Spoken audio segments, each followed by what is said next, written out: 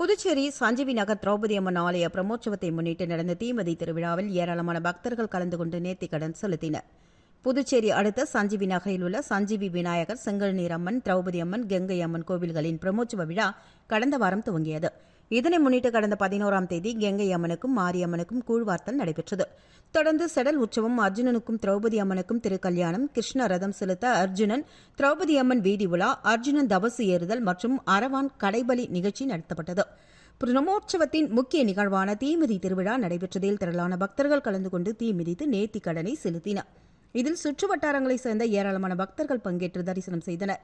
இதனை அடுத்து பெண்கள் அங்க பிரதர்சனம் செய்து வேண்டுதலை நிறைவேற்றினார்கள். இவ்விழாவிற்கான ஏற்பாடுகளை கிராம பஞ்சாயத்தார் மற்றும் பொதுமக்கள் செய்திருந்தனர்.